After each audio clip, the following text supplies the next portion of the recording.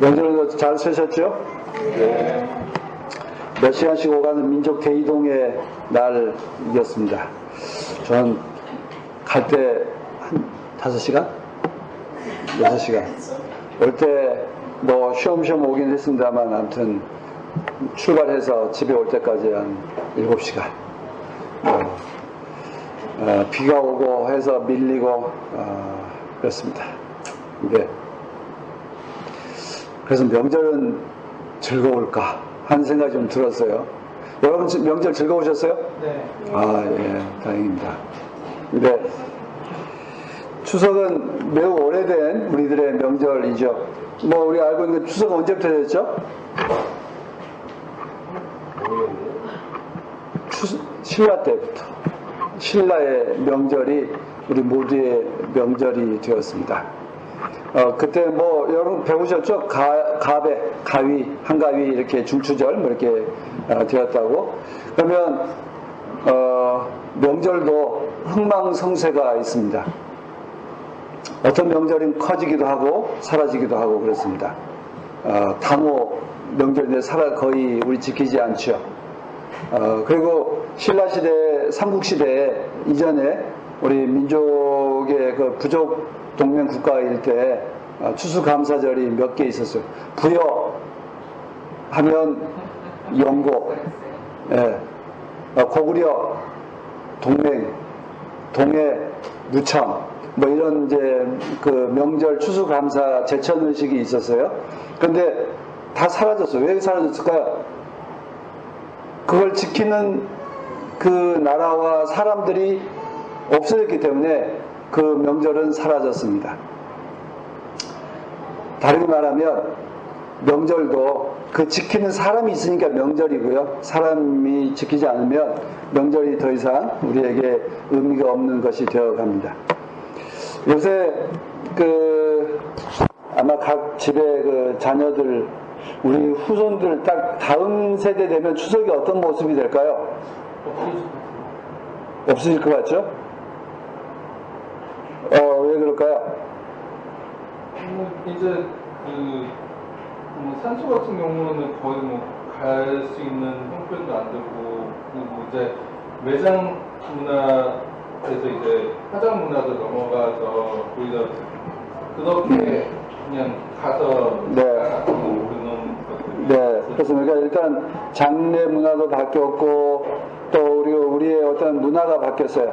저는 어렸을 때 새 옷을 입을 수 있는 유일한 기회가 설빔, 추석빔, 뭐 이런 때, 그리고 맛있는 음식을 먹을 때가 이런 명절 잔치 때였습니다. 근데 요새 송편 좋아하는 사람 다들 살찔까봐 송편, 떡 잘 안 먹습니다. 만들면 어디 가요? 끝나고 나면 전부 다 냉동고로 들어갑니다. 그래서 이제 언제 나올지 몰라요. 그래서 그렇습니다.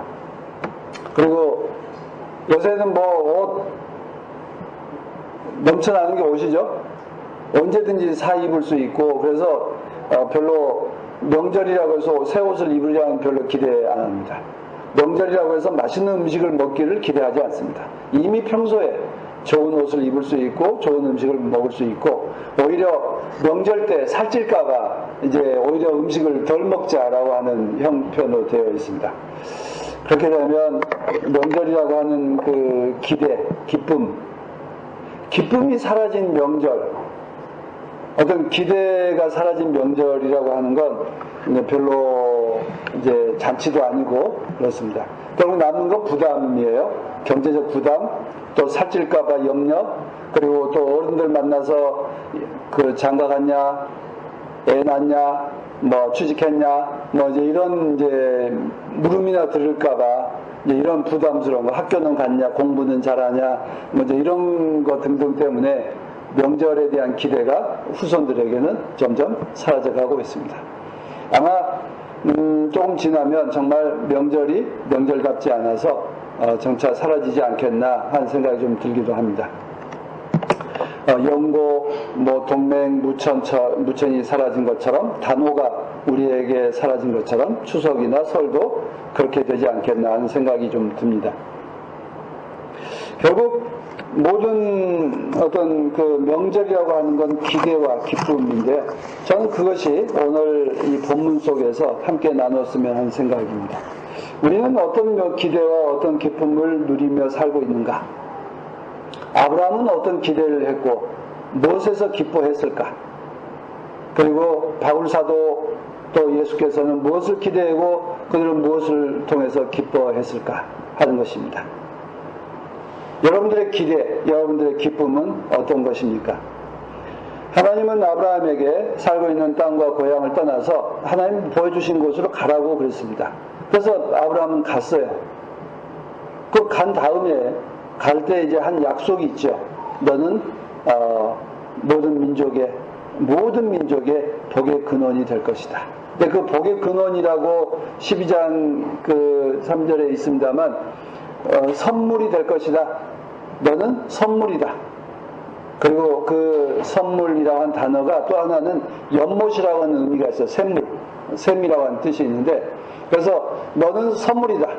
너는 샘이다. 예요. 그러면 고대 그 유목민들, 농사 짓는 사람들에게 샘이라고 하는 게 어떤 걸까요? 생명의 젖줄이죠. 그 50년대까지, 60년대까지만 해도 어떤 관정이 없고 관계수로가 없을 때 논에 그 연못이 있는 논이 최고 비싼 논에 속했던 것처럼, 네, 그렇습니다. 그래서 아브라함은 너는 선물이다. 너는 연못이다. 너는 우물이다. 라고 하는 것입니다. 그래서 그 말씀을 하시니까 아브라함도 그 모든 것을 떠나서 하나님께서 보여주신 곳으로 갔습니다.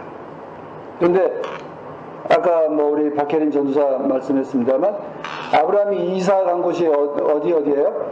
맨 처음 도착한 곳이 창세기 한번 펴보세요. 세겜 땅에 도착했어요.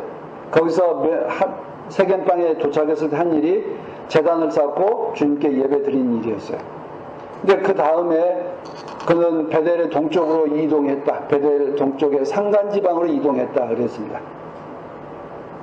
평지에 살지 않고 산골로 왜 갔을까요?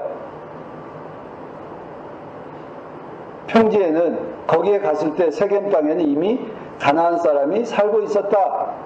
그래서 세겜에는 머물 수 없었죠. 원주민들인 가나안 사람들이 아브라함을 현수막 들고 환영하는 것도 아니고요.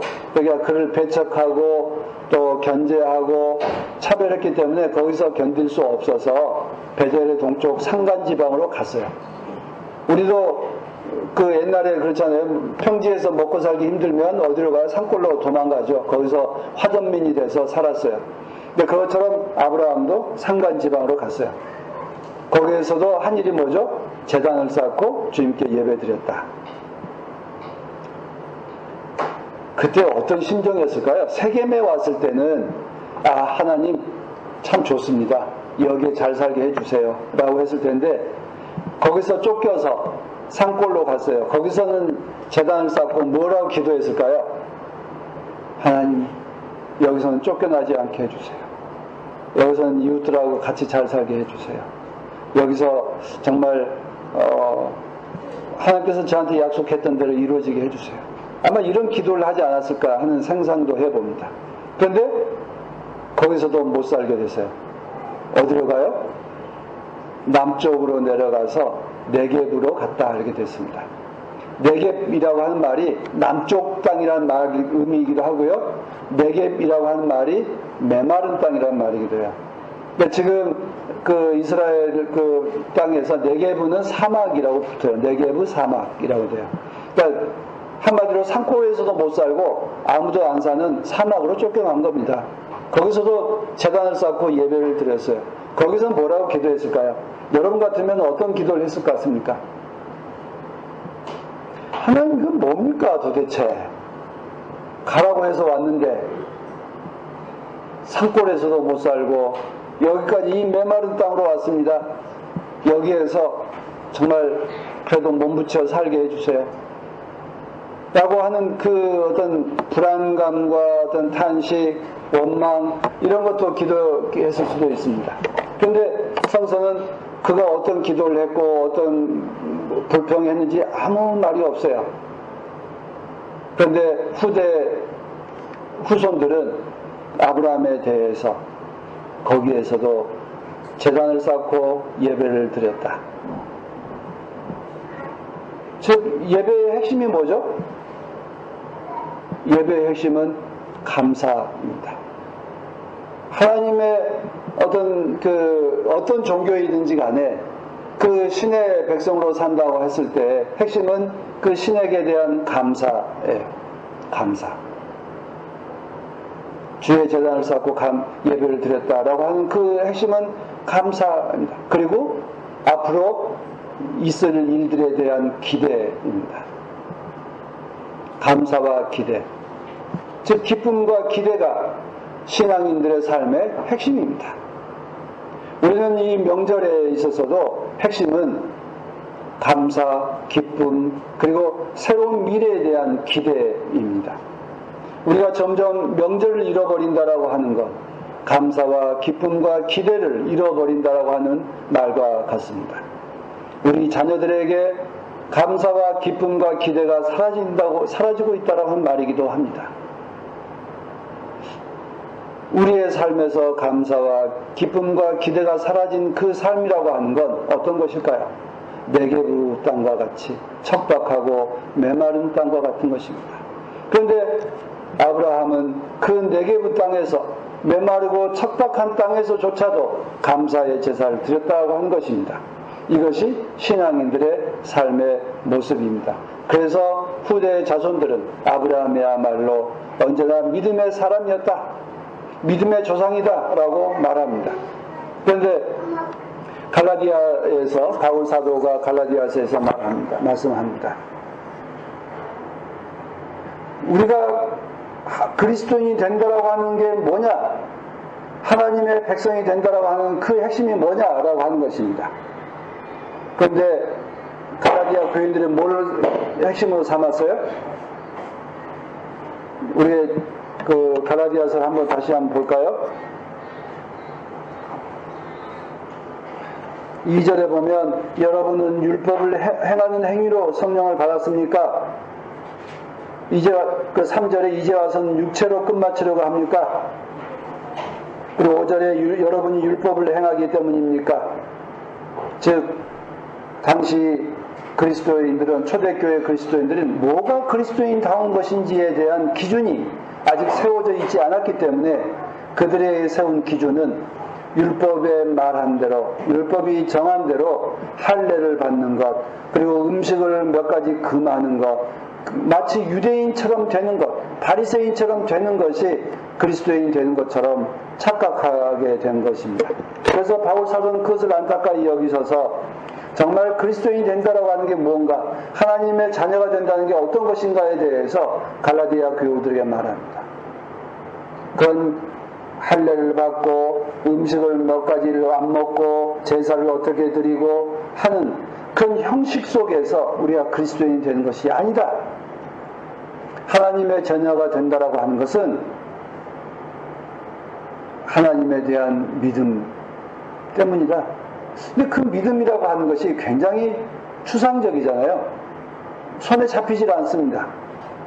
그러니까 이래도 믿음이고 저래도 믿음이고, 어떤 때는 할례를 받아도 믿음으로 하는 사람이 있고 그냥 억지로 하니까 행위로 하는 사람도 있습니다. 전체 구분이 안 되죠. 예배를 드린다라고 하지만 그냥 되니까, 시간 되니까 와서 예배 드리는 사람도 있고, 정말 기쁨으로 예배를 드리는 사람도 있습니다. 근데 똑같이 시간에 맞춰서 교회에 와서 예배 드리는 것 똑같습니다. 그러면 믿음이 좋으냐 나쁘냐, 그걸 참 좋다 나쁘다라고 하는 것을 말하는 것도 웃기는 일이지만, 우리가 믿음이 좋다 나쁘다라는 그 기준이 교회에 몇 번 오느냐, 할례를 받느냐라고 하는 그 기준으로 택해서는 안 된다라고 하는 것입니다. 핵심은 뭐죠?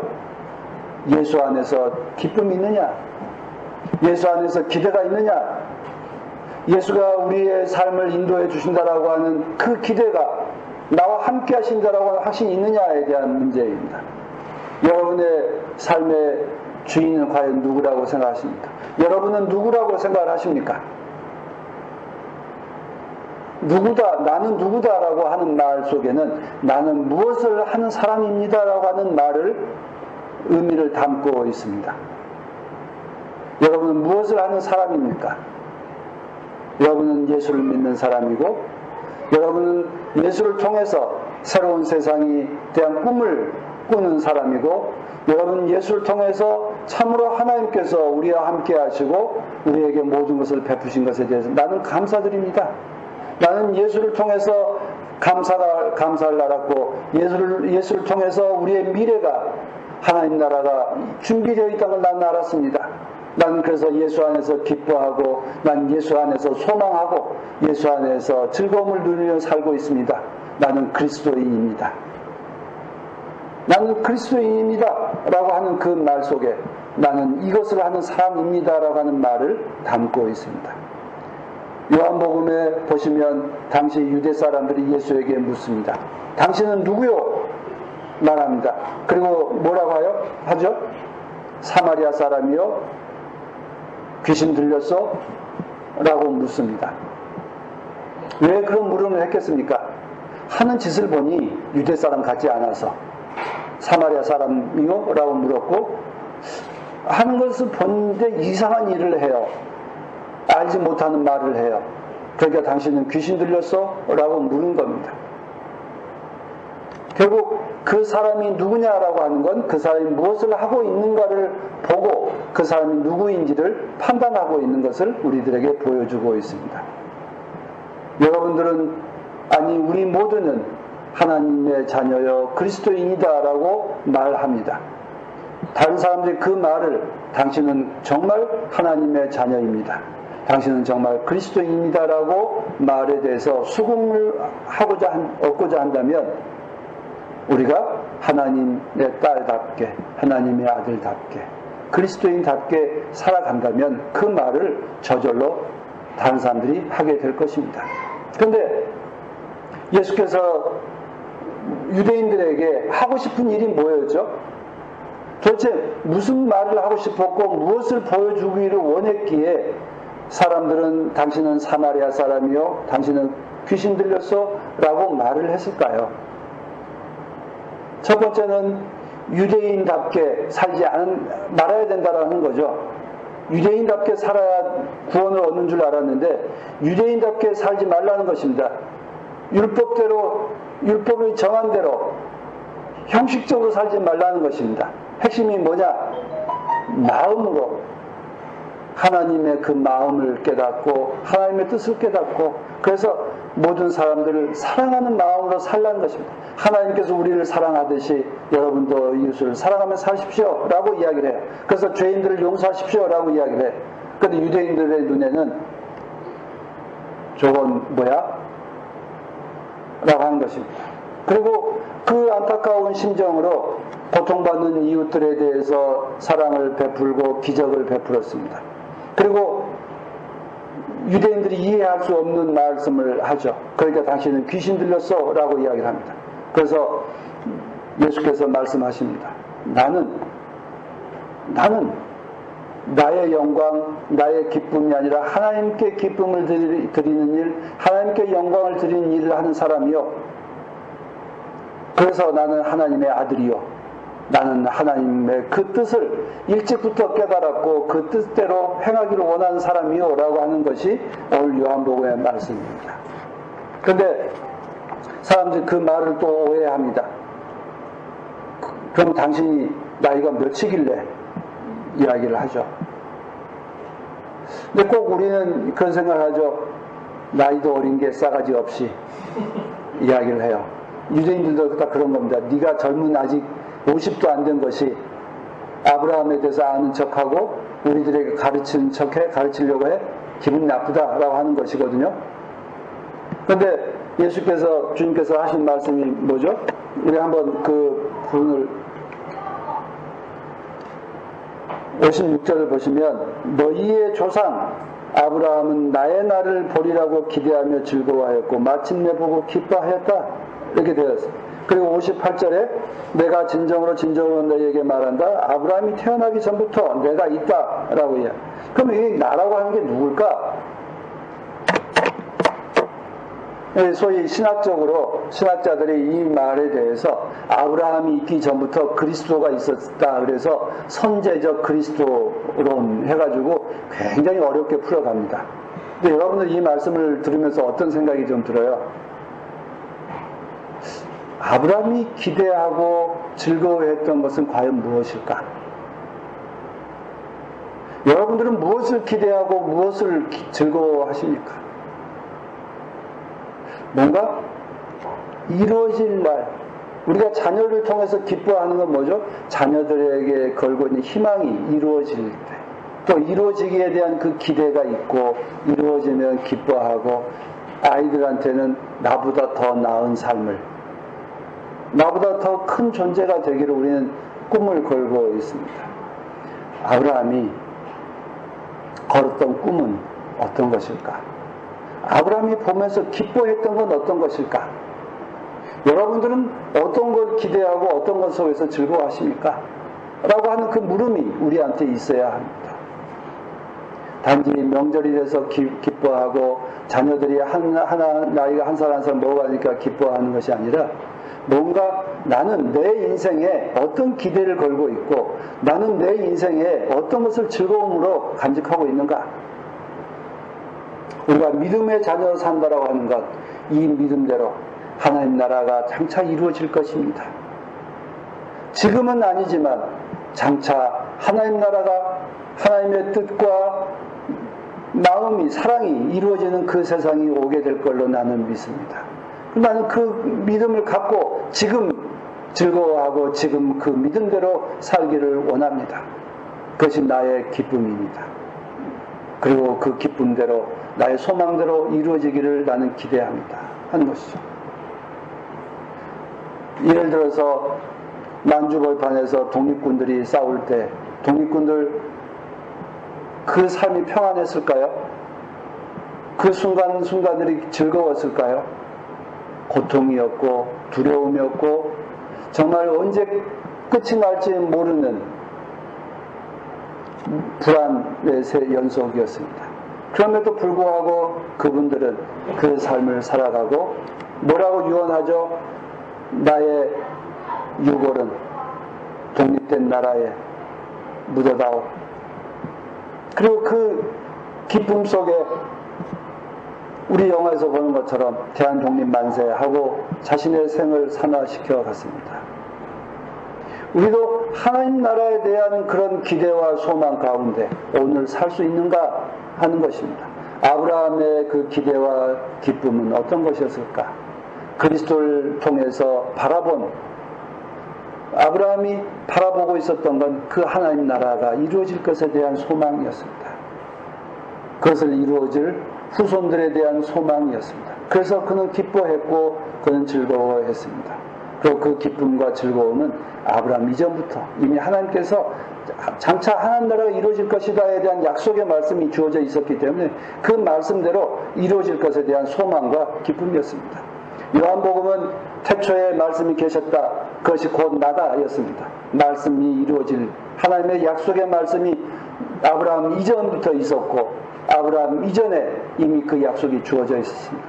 아브라함은 하나님의 말씀대로 이루어질 그 나라에 대한 소망을 품고 살았습니다. 그래서 그는 믿음의 조상이었고 모든 사람들의 복의 근원이었고 선물이었고 우물이었습니다.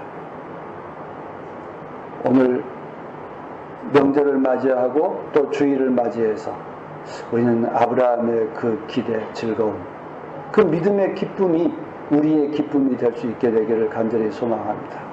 아브라함의 기대가 우리의 기대가 될 수 있기를 소망합니다. 그리고 예수께서 나는 하나님 나라가 올 것에 대한 그 기쁨 가운데 살고 있다. 그것이 나의 영광이다 라고 한 것처럼 우리도 그 하나님 뜻대로 살아간다면 하나님께서 우리 모두에게 복 주시고 함께 해주셔서 우리를 영광스럽게 하시고 우리를 믿음의 조상의 반열로 올려주실 줄로 믿습니다. 하나님께서 함께 하시기를 간절히 소망합니다. 기도하십시다.